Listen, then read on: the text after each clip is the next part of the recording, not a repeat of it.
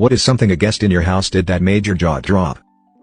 I was the guest in this situation, not the host. I was scarred for life being in someone else's home. My husband met a lovely, quiet guy at his previous workplace, and the friend and his wife invited us to dinner one Saturday. I was so happy that my husband had made a friend, as he is quite a shy and sweet, but struggled to make friends. I looked forward to making a new friends too. It started off as a normal evening, laughing and joking and drinking wine whilst the wife cooked a divine-looking dinner. I was so excited to eat. A very well-spoken lady, expressive and opinionated but with a contagious laugh and great sense of humor.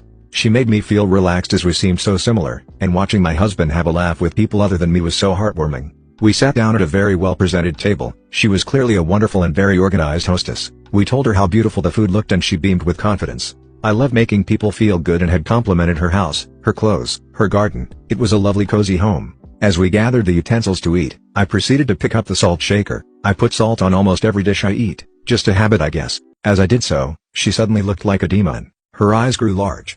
The laughter and jovial atmosphere disappeared as we all saw her face in anger. Her husband showed panic, as though he expected it, but also was frightened. She glared at me with wide eyes and said, "You know it's disgustingly rude to salt your food before you've even tasted it," and continued to stare at me. Silence from the men. I was mortified and felt overwhelming guilt. I was just so comfortable with them and they'd made me feel so at home. I just did this naturally with all hot meals, and I'd had a couple of glasses of wine. I put the salt shaker down. The men at the table looked down without words. I chirped up and with a gentle smile, said, "Oh, I'm so sorry.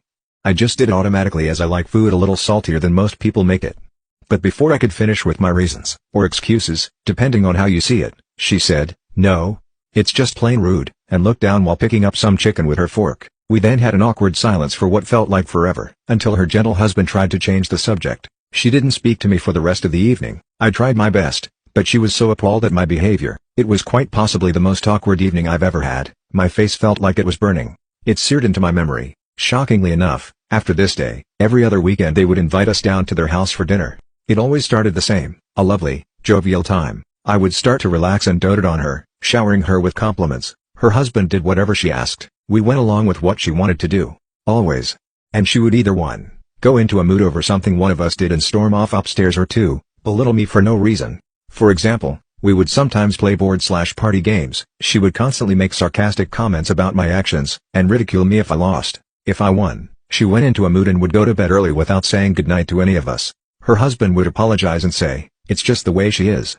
That was our cue to leave, and it really was embarrassing for everyone present. Her husband called me love one evening. No real meaning behind it. She turned to him and said, "You call me love? Why did you just call her that? She's not your love, I am."